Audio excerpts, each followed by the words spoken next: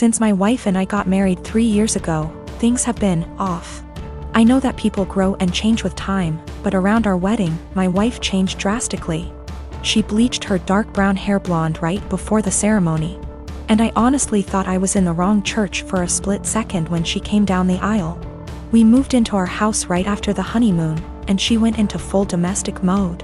We'd shared cleaning duties before, but once we moved into the house, she became insistent on doing everything before I could even get to it. Since this is our first house, I thought it was some kind of homeowner nesting thing, but it never stopped. Her hair color is none of my business, and I think most people would be happy not to have to clean. So I honestly didn't really think much of either of those things at the time. The big thing has always been how closed off she got after the wedding. When we were dating, she'd tell me long rambling stories about her feelings and rant to me when she was upset and all that. And I liked hearing about what was going on inside her head. After the wedding, that stopped pretty abruptly. If I ask her how her day is, she will only ever tell me that it was fine or super. She doesn't talk to me about her feelings anymore, ever, even when I explicitly ask, "How do you feel about X?" She also stopped telling me about anything important that happened to her. About a year after we got married, her grandfather died. Did she tell me she'd lost her grandfather? No. She told me that she had to go to a conference for work on the other side of the country, which I thought nothing of. On the second day she was gone. Her older brother texted me to tell me that my in-laws had really missed seeing me at the funeral. When I called her to ask why in the ever-loving hell she didn't tell me, and then lied about it, all she would say was, "I didn't want to trouble you. You have a lot on your plate." After that, she went on a couple of spontaneous family trips. She's really close to her family, so the first time she said she was going camping with her brother at their alma mater. I didn't think a lot of it other than to be slightly disappointed and confused that I wasn't invited, because her brother's cool and the three of us go camping together a lot. But the second time, I started hearing alarm bells. I'd like to say I'm a more secure man, but after the second spontaneous family trip, my wheels started spinning and I started to think that maybe she was cheating. This was a weird insecurity in the back of my mind for a while, since she wasn't showing any other big signs of cheating. She wasn't guarded about her phone and hadn't changed her routine / appearance. A few weeks ago, she told me she was pregnant. I was over the moon about it until I asked her how many weeks along she was, and she nonchalantly said about 12 or 13. She'd been pregnant for like 3 months before she even bothered to tell me. She's not really showing at all, and she doesn't usually drink, so I had been completely in the bloody dark. I honestly hadn't even suspected. That was kind of it for me. I was sure she was cheating, and that it wasn't my kid. I thought there was no possible way that a woman would keep her pregnancy a secret from her husband for 3 months. So I snooped. Yes, I know I was wrong, but I wanted proof that she'd been having an affair before I moved out. One of my best buddies from college is a divorce attorney, and when I asked him what I should do, he sent me the info for a key logger. I installed it on my wife's laptop and was prepared for the worst. Now, I feel like what I found is somehow worse than her cheating. I didn't find any steamy messages, but I found out that she keeps a diary in a Word document that she writes in every day. I know I should have just stopped once I knew she wasn't cheating, but once I saw my name in her diary, I couldn't stop. I read all of it. All 7 separate documents, going back to way before we'd even met. Turns out she's not cheating.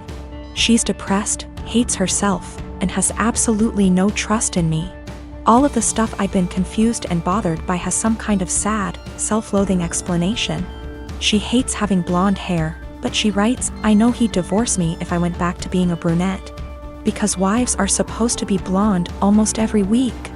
The "wives are supposed to be" thing is tangled up in everything. She thinks wives are supposed to be quiet, which is why she doesn't talk to me anymore. She thinks wives are supposed to make things easier for their husbands, not harder. Which is why she didn't tell me when her grandfather died.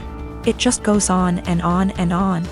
She didn't tell me when she got a huge promotion and a raise because he'd leave me in a heartbeat if he knew I made more money than he does. Men can't handle that. It hurt to know that she thinks of me as some kind of one-dimensional 1950s husband, and I've been racking my brain to think of anything I could have done to make her think this way. What I can't handle is that she'd lied about the big stuff. I honestly don't know if I can forgive her for not telling me about the miscarriages. The spontaneous family trips were actually her miscarrying 2 of our children, one at 5 weeks, the other at about 10. She went and stayed with her parents while she was recuperating, and her brother and sister came to support her. But not me. I didn't get to be there for her, because she thinks I would leave her immediately if I knew that she'd killed our children. She's convinced that she caused both miscarriages because she smoked pot for a long time before we got married. For what it's worth, it sounds like her family tried both times to get her to tell me, but she wouldn't. She finally told me about this pregnancy because her parents threatened to tell me she didn't. I'm just absolutely confused. I don't even know what to think right now. I'm just so baffled because everything she says about me in her diary is insanely nice. She goes on for pages and pages about how much she loves me and how she thinks I'm her soulmate and how she would do anything for me. I just can't understand why she thinks that I would leave her. Knowing that she's spent the last 3 years walking on eggshells around me, convinced that I would leave her at the drop of a hat is just so confusing and awful. I feel like our marriage is some kind of lie. The woman I thought was self-confident and ready to take on the world is actually full of self-loathing and really, really depressed. I don't know her at all. She's been suffering silently with depression long before we met. She has no faith in me, no trust. She thinks that every hug and kiss I give her and every "I love you" I say is a lie. I just don't know what to do. She obviously needs serious help, but I don't know how to get it for her. I can't tell her that I read her diary. If she has zero trust in me now, I can't even imagine what she'd think if she knew if I read 6 years worth of her private thoughts. I feel like I need to get my in-laws on board somehow, but I don't know what to say to them. I know I can't ignore this, but I feel like any move is the wrong move. My girlfriend and I have been dating the past 5 years, since college. After graduation, we were semi-long distance, living close enough that we alternately visited almost every weekend. In 2018, and got a job in my city, and we found a place and moved in together. Now's a good time to mention the security cameras in our house. Break-ins are unfortunately common where we live. We thus got some motion-activated cameras, one of which has a view of our kitchen, to monitor the back door. The cameras only record when there's motion so they can retain footage for a very long time. And of course knows this.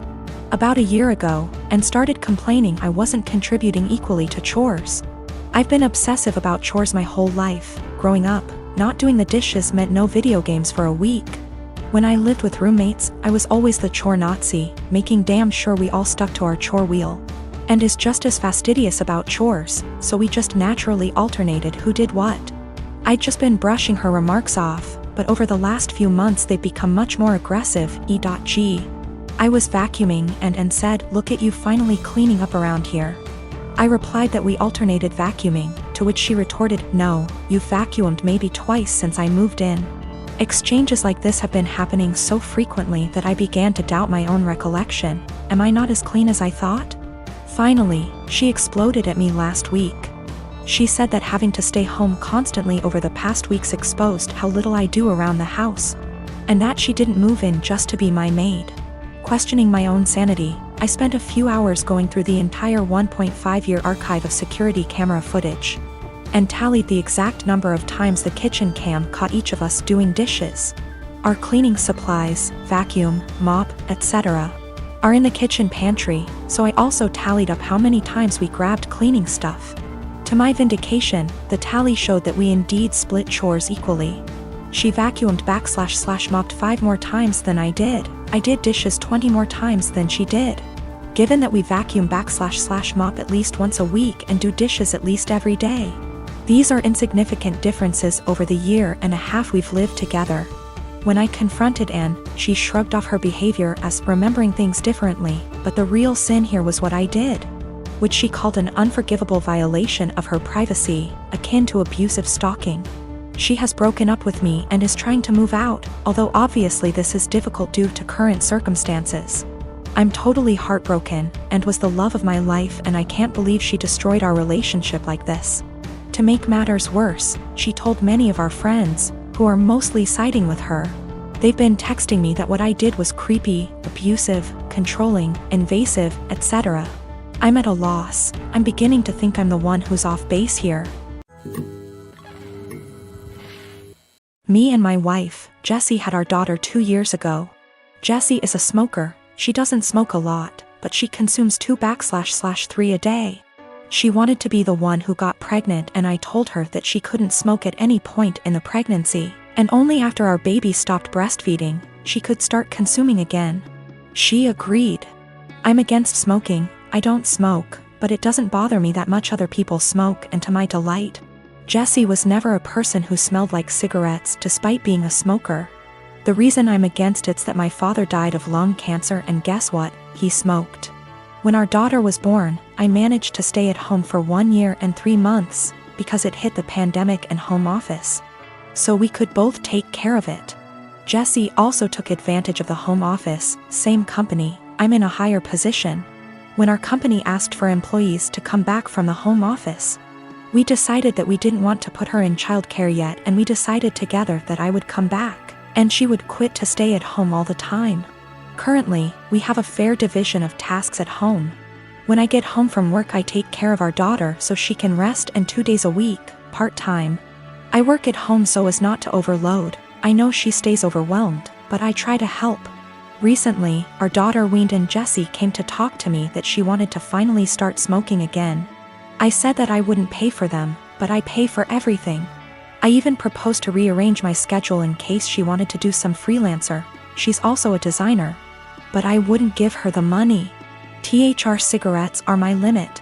She was annoyed, saying that we agreed on her being SOM and that I would provide financially for the family, including her expenses, and I am going behind our agreed. I never paid back / would pay for a cigarette of hers, and she has known this for years. She's still mad at me, saying I'm using being the breadwinner to not let her smoke and forcing her to look for another way to earn money to buy something she wants. I don't know if I'm wrong, but cigarettes are a choice and a bad addiction. I don't feel comfortable paying for it. Given my family history, I always made it very clear that I would never pay for a cigarette. When we made the decision for her to be SOM, I told her I wouldn't feel right paying for her cigarette, and she reassured me that it was something I wouldn't have to worry about. She does freelance to make some purchases she wants. There are months when we are tighter and we can't do some shopping, so she does freelancing. It's rare, but it happens, and on those days, our daughter stays with me even if it's at my service. I never limited any of her purchases, ever, if not because of tight money. For more extravagant purchases of hers that I can't afford, she freelances and buys. So I suggested she do one a month that covers her entire cigarette stash, and I would help by staying with our daughter. She is not entirely financially dependent on me. When she wants to buy something that I can't afford with our money, she makes a design request. Since we met, my boyfriend has been on and off of Tinder. I've been very clear that it hurts me, but he always defended it as just him wanting an ego boost. A few months ago we had a major argument about it where I threatened to leave, and I honestly thought that was going to be the end of it. Pretty naive, really. Also, I should note his ex before me left him for this very reason. I feel like an idiot for thinking he'd ever change. Today I woke up and realized he'd been using my phone and his email was logged in. I noticed he'd gotten an email from an app called Hinge. Just to give you an idea of the kind of app this is, the description read, "The app that was designed to be deleted." Great. My stomach instantly dropped. I logged into it with his phone number, and he's put up profile pictures of him that I've taken when we've been on days out together. In his description he's got things like, "We'll get along if you like Chinese and have a dog. If you're silly and comfortable and overshare." He's also put in as a strict preference that he wants to be matched with Hindus / Muslims only. I'm white British. I knew something was going on yesterday but wasn't sure what. He was acting differently and it was making me so anxious. He had the nerve to tell me that I must just be hormonal? I think the worst part about it is his reaction to all of this. He heard me crying, acted concerned, and then saw me with his phone. At which point he just took it from me and went back to bed. That was about an hour ago, and the only interaction I've had with him since was him asking me to open the bathroom door. Not to see if I was okay, but because he needed to pee. I'm obviously hurt by the fact that he's on this thing, but I think I'm more shocked by his total lack of guilt or response to me being upset. I'm so angry and there's nothing I can do with it. I'm so embarrassed about the situation I don't want to tell my family / friends how he's treated me. And I can't even talk to him about it because he's refusing to address anything's wrong. He's still in bed. I don't know what to do. He's brought my self-esteem down so much that I feel like I can't be without him, but I know I can't stay in this situation. Should I even bother trying to talk to him or should I just leave? I've taken screenshots of everything and initially I was going to send them to his family but thought against it. The thing is, if I just leave there's literally zero consequences for him. He gets what he wants, he gets the freedom to go on random dates with no guilt. It just seems so unfair that I'm the one left heartbroken and he gets to party up. I got myself and my stuff together, packed it in my car and left. It felt impossible, there was a lot of stuff and I was a wreck, but I managed it in the end. Throughout the whole time, he was just in bed pretending to sleep, which made me angry more than anything. I felt like he couldn't care less. We've been living together for 2 years, but fortunately, in September I decided to get my own student apartment. Obviously, I knew then that things weren't going well and thank God I made that decision because now I have a place to stay. Whilst I was sat on the driveway in my car ready to leave, I got a text from him saying, "I'm not going to insult you by asking you to stay or to come back, but could you please leave the keys to the house?" I had already left them, but that last dig at me made me so mad and hurt. No apology, no goodbye, just leave the keys. I guess that's my closure. I'm sad that this shit show of a relationship has come to an end, angry that it happened the way it did, but funnily enough, I'm relieved. I can do what I want now and get on top of my self-esteem issues. I'm driving down to see my mom and the rest of the family tomorrow. I haven't seen them since Christmas and I absolutely cannot wait. The anger's still there, but I'm just going to get on with things. I absolutely cannot waste any more energy on that guy.